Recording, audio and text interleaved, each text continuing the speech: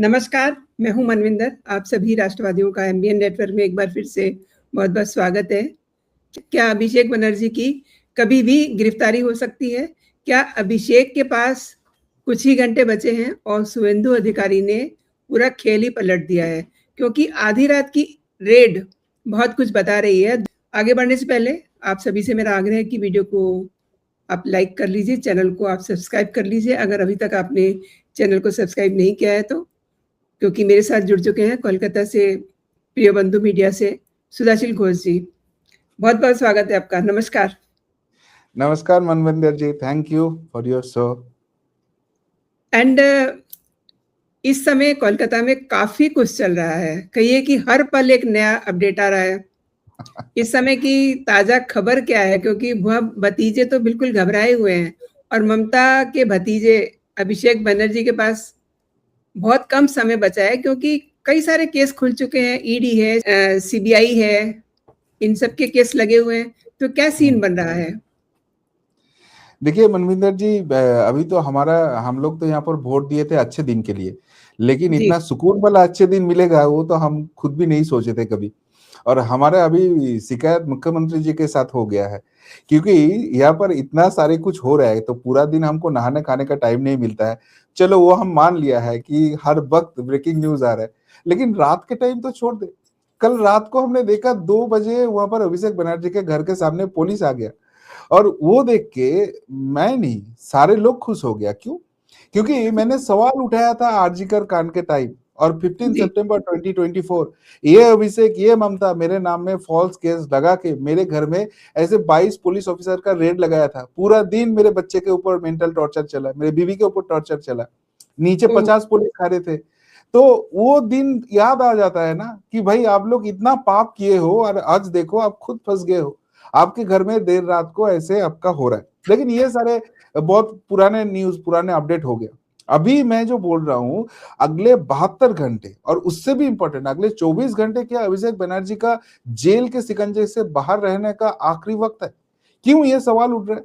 क्योंकि आज देखिए एक बड़ा अपडेट यहाँ पर हो गया। सुदीप बनर्जी जो ममता बनर्जी के बहुत ही करीबी माना जाता है, और जब ये लोग बागी ग्रुप बना रहे थे, सब कुछ कर रहे थे, तो सुदीप बनर्जी हमेशा से बोल रहा था नहीं मैम तो ममता दीदी के साथ ही हूँ, और उनको बार बार लोकसभा में रिस्पॉन्सिबिलिटी मिला था। आज वो सुदीप बनर्जी शताब्दी राय के साथ दिल्ली गए, उनके कार से फिर भूपेंद्र यादव जी के घर गए, और उसके बाद हमको सुनाई दिया कि अमित शाह जी वहां पर उनके साथ अलग से मीटिंग कर रहे हैं। तो ये सब सिनेरियो से ये तो पक्का हो गया कि सुदीप बनर्जी भी अभी ममता बनर्जी का साथ छोड़ रहे हैं। ये सुनते ही ममता बनर्जी ने तुरंत एक मीटिंग बुला लिया अपने घर में, और वहां पर ये सुदीप बनर्जी को हटा दिया, ये सायनी घोष को हटा दिया, ये माला राय को हटा दिया।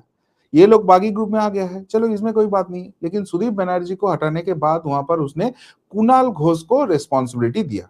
अब ये कुणाल घोष का कैरेक्टर यहाँ पर बहुत इंपॉर्टेंट हो जाता है मनविंदर जी। ये कुणाल घोष वही बंदा है जब 2011 में ममता बनर्जी यहाँ पर पावर में आए थे, सत्ता में आए थे, तो तब कुणाल घोष उसके लिए बहुत बैटिंग करते थे। वो एक पत्रकार था, लेकिन वो बाद में जो शारदा स्कैम हुआ वेस्ट बंगाल में, उसमें बहुत बड़ा उसका इन्वॉल्वमेंट था। और इस कुणाल घोष को राजीव कुमार तब का जो पुलिस का वहां पर था, उनको देकर ममता बनर्जी ने अरेस्ट करा दिया।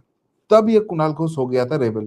वो बोल रहा था ये जो शारदा स्कैम है इसके सबसे बड़ा बेनिफिशियरी का नाम है ममता बनर्जी, और मेरे को और ममता बनर्जी को आमने सामने कर दो।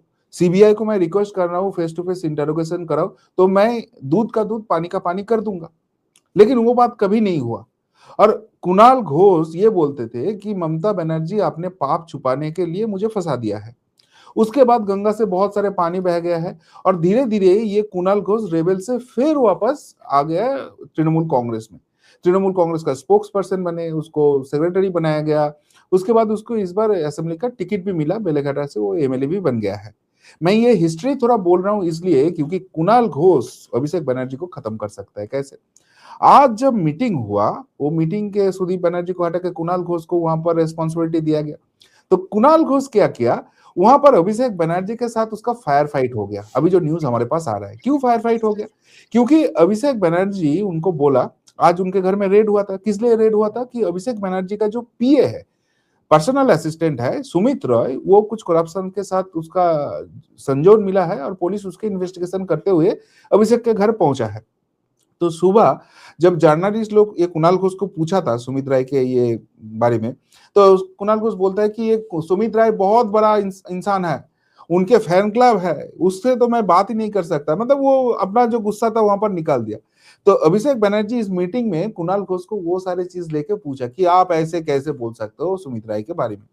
तो कुणाल घोष बोलता है कि भाई मैं तृणमूल कांग्रेस करता हूं, तो तृणमूल का अगर कोई कुछ इश्यू होता है तो उसको मैं डिफेंड करने के लिए तैयार हूं। लेकिन कौन है ये सुमित राय? किसी का पर्सनल सेक्रेटरी को डिफेंड करने का जिम्मेदारी मेरा नहीं है। और वो बात से चालू हो जाता है, दोनों का फायर फाइट हो जाता है। एकदम एक दूसरे को बहुत हाई टोन में, ऊंचा टोन में बात करता है, धमकाता है, चमकाता है। ऐसे सिचुएशन हो जाता है, ममता बनर्जी को खुद वहां पर आना पड़ता है सिचुएशन हैंडल करने के लिए। और फिर कल्याण बनर्जी भी आता है और बोलता है कि अभी सिचुएशन ठीक नहीं है, ऐसे नहीं करो, चलो ठीक है। लेकिन यहां पर एक सिग्निफिकेंस आता है। क्या सिग्निफिकेंस है? आपको याद है कि जो फेक सिग्नेचर कांड है उसमें अभिषेक बनर्जी को जो 5.5 घंटे का इंटरोगेशन किया गया है, तो सीआईडी ऑफिसर वहां पर खुश नहीं है, क्योंकि रेजोल्यूशन का जो ऑफिशियल कॉपी है वही अभिषेक बनर्जी नहीं दिया। तो वो ओरिजिनल कॉपी लेके कल दोपहर 12 बजे अभिषेक बनर्जी को बोला कि आप आ जाओ, आपको दोबारा इंटरोगेशन होगा। लेकिन इसमें कहानी में ट्विस्ट ये आ गया कि कुणाल घोष को भी उस इंटरोगेशन में बुलाया गया है। अब दोनों का आमने सामने का होगा मुकाबला, दोनों को फेस टू फेस इंटरोगेशन कराया जाएगा। अब देखो, ये तो रेजोल्यूशन हुआ नहीं था, जबरदस्ती फेक सिग्नेचर तो अभिषेक बनर्जी ने किया है। तो ये चीज अगर कुणाल घोष बोल देता है तो उसके मतलब अभिषेक बनर्जी का दी एंड हो जाता है, उसका गेम ओवर। वो अभी पकड़ा जाएगा, कोई नहीं उसको बचा, कोर्ट भी उसको नहीं बचा सकता है। और अगर कुणाल घोष ऐसे नहीं करते हैं तो कुणाल घोष खुद फंस जाएगा, क्योंकि ये तो कॉन्स्पिरेसी हुआ है। वो कॉन्स्पिरेसी में अगर झूठ बोलता है इंटरोगेशन में तो मुसीबत है। लेकिन आज कुणाल घोष का जो टोन देखा गया, आज कुणाल घोष का जो बातचीत का भंगिमा देखा गया, तो उसके तो दिमाग में यही चल रहा है कि मुझे तो ममता बनर्जी को नहीं मिला फेस टू फेस इंटरोगेशन के लिए, अभी अभिषेक को मिल रहा है, तो खेला तो जो होगा मैं वहां पर ही दिखा दूंगा। तो ये बहुत इंटरेस्टिंग एक डेवलपमेंट हो रहा है। तो वो दोपहर को जब इंटरोगेशन होगा तब बहुत कुछ ब्रेकिंग न्यूज वहां से आ सकता है। आपकी बातों से ये लग रहा है कि बहुत जल्दी अभिषेक के ऊपर शिकंजा कसा जाएगा, क्योंकि जेल जाने में जो अभी समय है वो कम होता जा रहा है। देखिए, अगले जो 72 घंटे है ना, वो बहुत क्रूशियल होते जा रहा है। क्यों? जी। ये जो रेड हुआ, ये जो इंटरोगेशन हुआ, ये छोड़ दीजिए। इसके बाद वन बाय वन देखिए, आज जो हो रहा है 12 बजे अभिषेक बनर्जी को बुलाया गया, जहां पर कुणाल घोष के साथ फेस टू फेस होगा। अब कोर्ट ने इस केस में अभिषेक बनर्जी को प्रोटेक्शन देके रखा है, लेकिन वहां पर एक कंडीशन है, जो टॉप मोस्ट कंडीशन है, कि आपको इन्वेस्टिगेशन में पूरा कोऑपरेट करना पड़ेगा। लेकिन फर्स्ट दिन का जो इंटरोगेशन हुआ, वहां पर ही सीआईडी बोला कि Abhishek Banerjee is not cooperating. इसके मतलब कोर्ट का प्रोटेक्शन देने का जो फर्स्ट चीज है वो धजिया उड़ गया है। अब यहाँ पर अगर कुणाल को सारे सब कुछ उगल देते हैं, तो अभिषेक बनर्जी क्रिमिनल है, क्रिमिनल कॉन्स्पिरेसी किया है, ये तो एस्टेब्लिश हो जाता है। तो उसके बाद कोर्ट क्या इसको फिर से देंगे कि चलो आपको प्रोटेक्शन देता हूं, फिर तो लोगों का भरोसा ही कोर्ट से उठ जाएगा। उसके बाद नेक्स्ट डे, मतलब कल जो होने वाला है मंडे, उसको ऑलरेडी ईडी ने समन कर दिया है।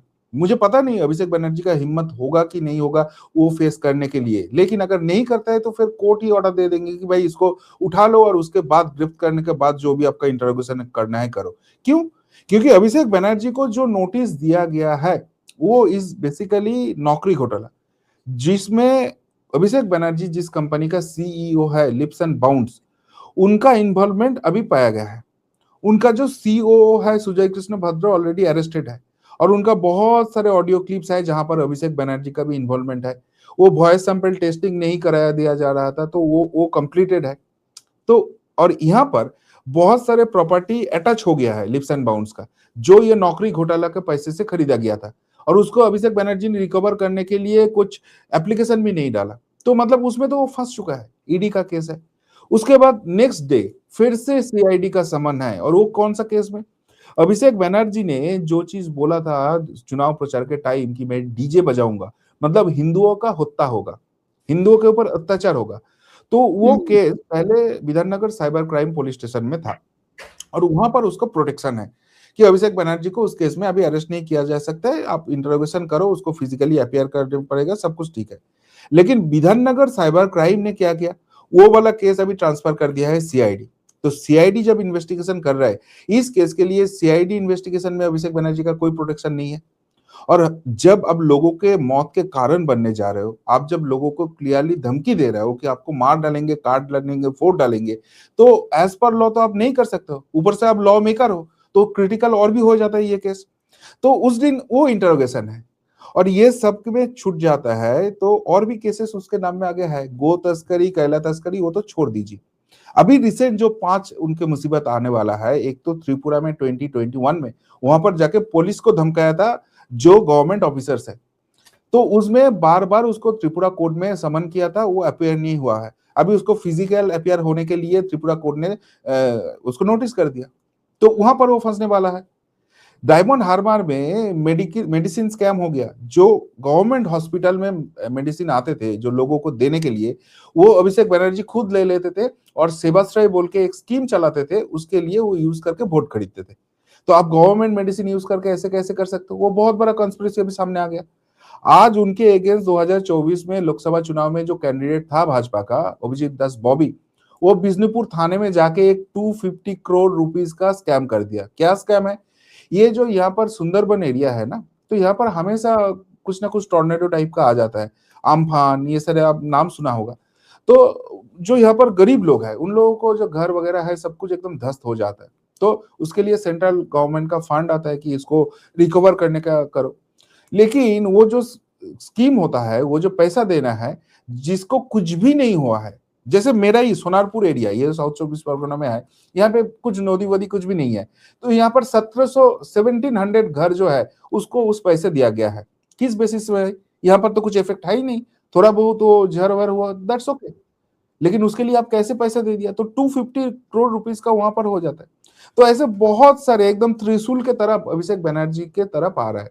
लेकिन मनविंदर जी, मैं एक चीज बोलता हूं, ये बुआ बोलो, ये भतीजा बोलो, लास्ट 15 साल से वेस्ट बंगाल में कुछ लाख करोड़ का स्कैम किया है। और अभी जो बात हम कर रहे हैं, that is not even the tip of the iceberg. तो इतने सारे केसेस आएंगे, अभी तक तो हमको जो पता है एटलीस्ट 20 केसेस है, और वहां पर अगर वो 5-5 साल का भी उसका जेल होता है ना, तो अगले 100 साल अभिषेक बनर्जी को जेल में रहना पड़ेगा। मतलब घुसेगा अभिषेक बनर्जी, बाहर निकलेगा लेट अभिषेक बनर्जी, ये सिचुएशन अभी हो गया है यहाँ पर। बहुत बड़ी बात की है आपने। और देखिए, अभिषेक बनर्जी का तो जो होगा आपने बताया ही है, लेकिन ममता बनर्जी पर भी एक फ्रेश एफआईआर हुई है, कैसे देखते हैं? क्योंकि घोटाले बहुत सारे अभी बाकी हैं इनके ऊपर भी। देखिए, यहाँ पर एक घोटाला का बात है, एक देशद्रोही का मामला हो गया है। ममता बनर्जी जब धरना कर रहे थे, तो उस धरने के टाइम उसने कुछ बयान दिया, जिसमें डायरेक्टली उन्होंने अमित शाह जी को, हमारा माननीय स्वराष्ट्र मंत्री जी को, एक बहुत बड़ा कंस्पिरेटर करके बताया। और उसमें जो बयान दे दिया, उसमें भारत और बांग्लादेश का जो रिलेशन है वो खराब हो सकता है, वहां पर जंग छेड़ सकता है, और उसका कुछ प्रूफ नहीं दिया। आप अगर पहले तो आप सीएम हो, आपको जब शपथ लेना पड़ता है संविधान का, आप मंत्रगुप्ती का शपथ लेते हो, इसके मतलब जो भी देश के लिए आपको करना पड़ेगा, आप बाहर नहीं लेके आ सकते हो। तो अगर ऐसे कुछ हुआ भी है, अगर मैं पकड़ भी लेता हूं कि वो सच बोल रहे हैं, एज ए सीएम, एक सीएम आप ऐसे नहीं कर सकते हो। और दूसरी बात है, अगर आप ऐसे कोई भारी किसी के ऊपर इल्जाम लगा रहे हो, तो आपको तो प्रूफ पहले लाना पड़ेगा। ऐसे कुछ प्रूफ भी उन्होंने नहीं दिया, क्लियरली ब्लैकमेलिंग का कोशिश किया।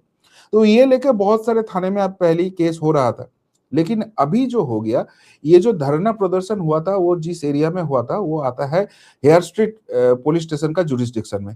तो वहां पर एक एफआईआर हो जाता है, और वहां पर उनको 3 सेक्शन का चार्जेस है, जिसमें एक नॉन बेलेबल सेक्शन है। तो इसके मतलब अगर नॉन बेलेबल सेक्शन है, तो कोर्ट से भी ममता बनर्जी को प्रोटेक्शन नहीं मिलेगा, अभी ममता बनर्जी को जेल जाना पड़ेगा। और ये लेके ये लोग बहुत अभी घबरा गया है, सारे लॉयर एडवोकेट को बुला के मीटिंग के बाद मीटिंग कर रहे हैं, लेकिन कोई रास्ता इनका नहीं निकल रहा है, यही तो सुनाई में आ रहा है। और दूसरी बात, इतने में आज माननीय मुख्यमंत्री शुभेंदु अधिकारी जी एक प्रेस कॉन्फ्रेंस कर रहा था, तो वहां पर उन्होंने डायरेक्टली बोल दिया कि वेस्ट बंगाल में हर साल ममता बनर्जी बीजीबीएस करते थे, मतलब कुछ बिजनेस ग्लोबल समिट टाइप का, जहां पर उनको बोलना था कि बहुत सारे इंडस्ट्रियलिस्ट आए हैं और वो लाखों करोड़ का इन्वेस्टमेंट वेस्ट बंगाल में किया है। अब कहां पर किया है हमको तो नहीं दिखता है। तो एनीवे, तो वो जो करते थे तो उसके लिए उन्होंने एक कॉन्ट्रैक्टर को रखा था जिसको पैसा दिया, लेकिन उसका काम का कुछ ताल्लुक ही नहीं मिल रहा है। और वो जो स्कैम है that is something around 635 crore, ये गवर्नमेंट को पता चल गया। तो गवर्नमेंट ने बोला कि इसके ऊपर इतना बड़ा स्कैम है तो हमको तो फ्रेश इन्वेस्टिगेशन करना पड़ेगा, और पूरे जांच के बाद ही हम बोल पाएंगे क्या हुआ है। लेकिन अगर सच में वो स्कैम में थोड़ा सा भी स्कैम निकालता है तो पूरा जिम्मेदारी जाता है ममता बनर्जी का, क्योंकि बीजीपीएस ममता बनर्जी का ब्रेन चाइल्ड है और वही पूरा हैंडल करते थे। तो उसमें भी ममता बनर्जी भी फंसने वाला है। बट यहाँ पर बंगाल में एक एक बात ही चलता है कि हम लोग जो सुनते हैं ना, ये टीएमसी लीडर जेल में गया है, वो मंत्री गए हैं, तो हम लोग बोलते हैं कि ये सब हवाई चोटी चूना पूटी है, मतलब छोटे मछली है, बाकी सब खाए हैं हवाई चोटी। वो हवाई चोटी चप्पल जो पहनते हैं ना, जी। वो इस सबके मास्टरमाइंड है, वो डाकत के रानी है। तो इन ये जो बुआ भतीजा है, ये मिलके सारे स्कैम किया है। तो उनका जो भी करना है अभी कानूनी तरीके से उनका होगा भी।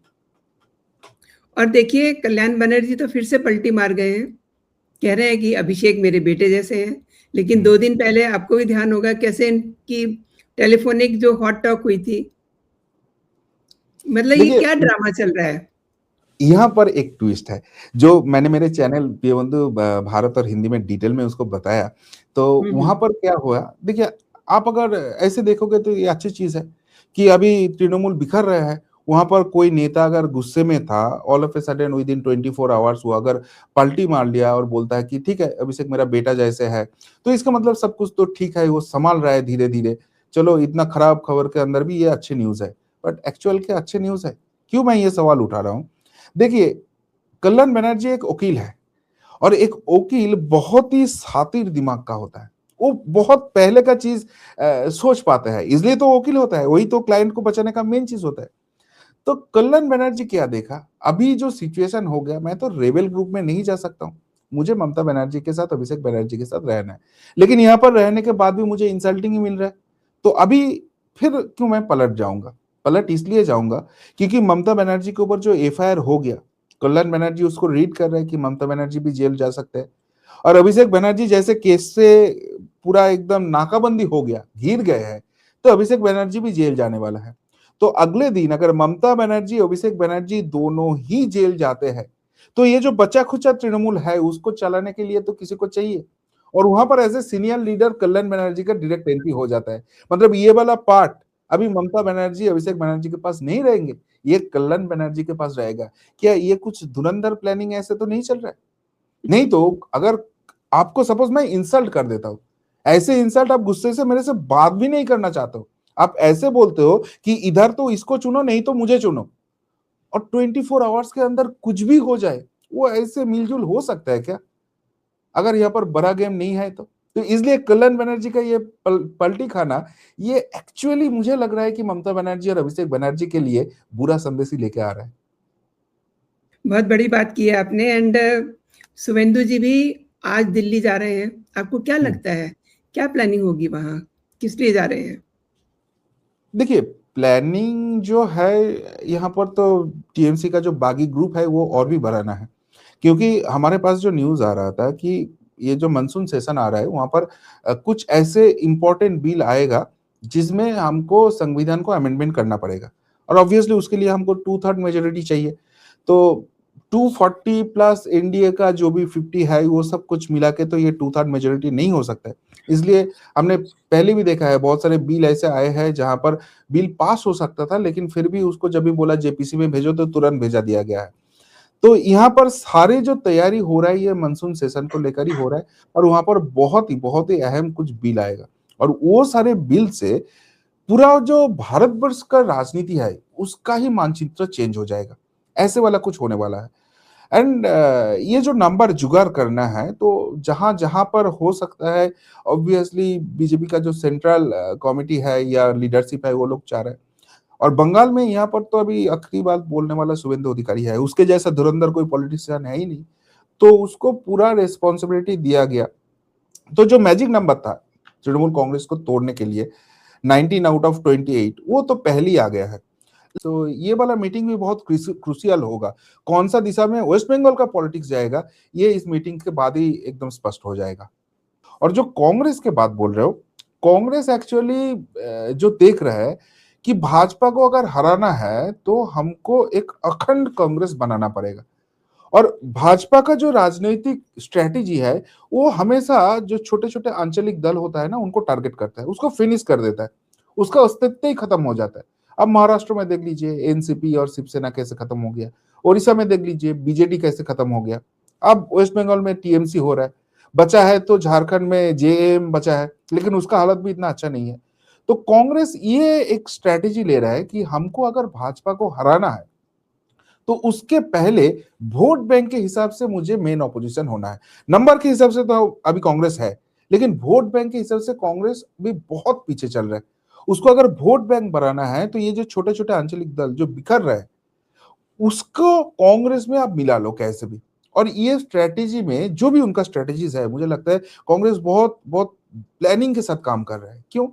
क्योंकि देखिए ममता बनर्जी ये चुनाव हारने के बाद उनका स्टांस क्या था कि मैंने ये चुनाव हारी नहीं, मुझे जबरदस्ती हराया गया है, भाजपा ने वोट चोरी किया है। लेकिन आज एक मीडिया रिपोर्ट लीक हो जाता है जहां पर क्या आता है कि राहुल गांधी इलेक्शन के पहले ही ममता बनर्जी और उनको पार्टी को बोल दिया था कि हमारे पास जो इंटरनल रिपोर्ट आ रहा है आप उछालो मत, आप थोड़ा कंजर्वेटिव हो जाओ, आप हारने वाले हो बुरी तरीके से।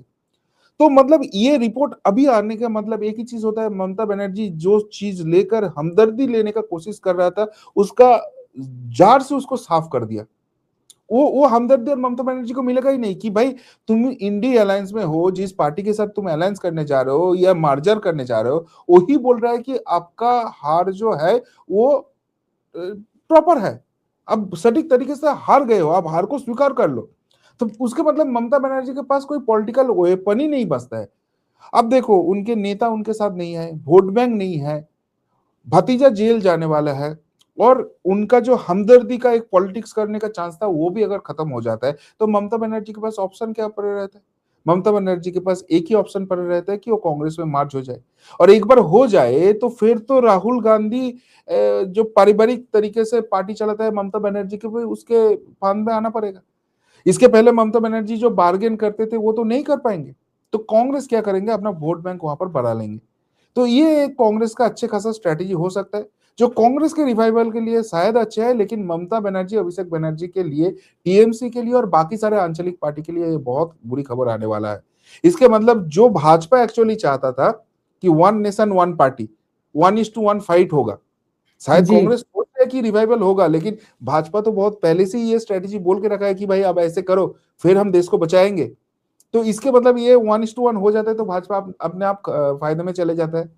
तो ओवरऑल जो गेन है वो तो भाजपा के तरफ ही दिख रहा है, लेकिन अल्टीमेटली लॉस अगर किसी को होगा तो ये ममता बनर्जी जैसे राजनीतिविद का ही होने वाला है। बिल्कुल सही कहा आपने कि लॉस तो इनका हो रहा है क्योंकि कुणाल घोष और अभिषेक बनर्जी के बीच में ये जो लड़ाई हुई है, ये बहुत बुरी खबर है पूरी टीएमसी के लिए। अब टीएमसी में कहने को बचा ही क्या है? सब लोग तो छिटक रहे हैं, जो 1-2 लोग हैं, वो देखिए लड़ कर के सीन क्रिएट कर रहे हैं। देखिए मनविंदर जी, मैं एक मजे का बात बोला था जी, कुछ दिन पहले, मुझे याद नहीं है किसी चैनल में मुझे पूछा था कि ये जो महुआ मोइत्रो है इनका क्या स्टांस है।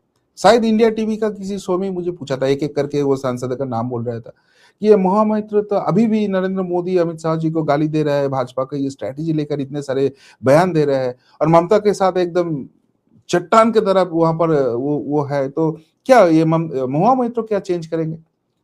मैंने एक चीज बोला था कि देखो बंगाल में एक अच्छे कॉन्सेप्ट चलता है कि सपोज मनविंदर जी आपके घर में 5 दोस्त जाते हैं, उसमें 4 आपको बहुत पसंद का दोस्त है लेकिन एक को आप पसंद बिल्कुल ही नहीं पसंद करते हो। तो इतना आपके साथ उसका रिश्ता खराब है तो आप क्या किया, एक प्लेट में रसगुल्ला दिया और 4 रसगुल्ला दिया, 5 नहीं दिया कि वो फिफ्थ वाले को नहीं मिलना चाहिए। तो तब क्या होता है ना, ये जो फिफ्थ वाला दोस्त है जिसको मालूम है कि आप गुस्से में हो इसलिए उसको रसगुल्ला नहीं खाने दे रहे हो, तो वो सबसे ज्यादा चिल्लाता है रसगुल्ला के ऊपर कि रसगुल्ला बहुत खराब चीज है, आप ये खाओगे तो आपको शुगर हो जाएगा, ये रसगुल्ला मोदी का चक्रांत है, ये सारी बात करते हैं। लेकिन वो प्लेट से रसगुल्ला उठा के उस दोस्त के मुंह में अगर ठूस दोगे ना, तो सबसे पहले वो रसगुल्ला ये दोस्त ही हजम कर लेता है। तो ये है महुआ मोइत्रो। एक्चुअली महुआ मोइत्रो को भी मालूम पड़ गया है कि भाई यहाँ पर तो टीएमसी कुछ बचा नहीं है, मेरा कुछ फ्यूचर है नहीं, तो अभी क्या करे? करे तो क्या करे? एक ही चीज है कि मैं भाजपा पे जाने का कोशिश कर सकता हूँ, लेकिन इतना एंटी हिंदू बात किया है, इतना नरेंद्र मोदी जी अमित शाह जी को गाली दिया है, तो इनका तो एक्सेप्टेंस है नहीं, और इसलिए इसलिए उन्होंने रेबेल ग्रुप में एंट्री नहीं मिल रहा है, क्योंकि अगर महुआ मोइत्रो जैसे लोग आ जाएंगे तो फिर ये जो उनका अलायंस वगैरह का बात हो रहा है वो पूरा खत्म हो जाएगा। तो इसलिए ममता बनर्जी के पास रहने का ये नाटक कर रहे थे, लेकिन आज जब उसने देख लिया कि भाई सायनी घोष जो भी एंटी हिंदू है, शिवलिंगों पे कंडम चढ़ाने वाली सायनी घोष, मक्का मदीना का गाना गाने वाली सायनी घोष, वो भी रेबेल ग्रुप में कैसे भी एंट्री ले लिया है, तो उसके मतलब मेरा भी चांस है। तो जब भी ये उनको लगने लगा, तो फिर महुआ मोइत्रो का स्टांस क्या है कि शुभेंदु अधिकारी जी जब तृणमूल में था तो मेरे साथ बहुत अच्छा रिश्ता था, अभी वो भाजपा के जाने के बाद हम लोग बात नहीं करते हैं, लेकिन हमारा रिश्ता बहुत अच्छा है। भाई आपका गहरी रिश्ते का जानकारी इतने दिन बाद शुभेंदु अधिकारी 2020 में आपका टीएमसी छोड़ा था, तो इतने दिन 6 साल से क्यों नहीं बताया भाई? मतलब मुझे भी रास्ता दे दो। तो ये अगर सिचुएशन होता है तो उसके मतलब ममता बनर्जी के साथ कोई नहीं बचता, और जो भी उनके साथ बच रहा है वो इत्तेफाक है या वहां पर कुछ पॉलिटिकल चीज है, मुझे पता नहीं। वहां पर रेड हो जाता है, कभी सीआईडी, कभी पुलिस, कभी ईडी, और ऐसे नहीं कि पॉलिटिकल रिवेंज बोल लोगे, क्योंकि मदन मित्र आज उनके घर में ईडी रेड हो गया, तो ये मदन मित्र तो पहले भी जेल जेल होकर आया है, तो इसके मतलब ये करप्टेड है। इन लोगों को मालूम है कि भाई अगर मैं ममता बनर्जी को नहीं छोड़ता हूं तो मैं टारगेट बन जाऊंगा, और वहां पर अगर सच में जांच होता है तो मुझे बचने का कोई चांसेस नहीं है, कोर्ट भी मुझे नहीं बचा पाएंगे। 2 दिन इधर उधर करेंगे, इंटरोगेशन को अवॉइड करेंगे, आखिर तक फेस करना पड़ेगा, और फेस करता हूं तो फंस जाऊंगा। तो ये अगर सिचुएशन बन जाता है तो सब लोग ममता बनर्जी को छोड़ देंगे, उसके पास बचेगा कौन? भतीजा, और भतीजा के भी अभी ऐसे हाल हो गया कि वो भी जेल चले जाएंगे। ममता बनर्जी घिर चुके हैं, अगर वो भी जेल चले जाता है तो इन लोगों के लिए जिंदाबाद बोलने के लिए भी कोई बचता नहीं है, इन लोगों के लिए प्रोटेस्ट करने के लिए भी कोई बचता नहीं है। और अगर आपके साथ ऐसे जनसमर्थन नहीं है तो आपका केस तो ऐसे ही वीक हो गया, आप एक बार गए तो गए, जाने के बाद भूल जाओगे, आप पॉलिटिकली मिट रहे हो। और किसी का अगर ये पता हो जाता है तो वो बस अभी रोना धोना ही चालू करेगा, बोलती भी बंद हो जाएगा, और वही ये बुआ भतीजा का भी देखने को मिल रहा है। बिल्कुल सही कह रहे हैं, क्योंकि अदालत का कोई सपोर्ट नहीं मिल रहा है, और अदालत इस समय बिल्कुल राष्ट्रवादी तरीके से काम कर रही है, और शिवेंदु जी ने अपने सारे जो पासे थे इनके उल्टे कर दिए हैं, खेल पूरा बिगड़ चुका है। आपने मिस्टर घोष मेरे लिए समय निकाला, और मेरे दर्शकों को आपने तमाम विषयों पे जानकारी दी। बहुत-बहुत धन्यवाद आपका। जय हिंद, जय भारत। नमस्कार, जय हिंद, वंदे मातरम।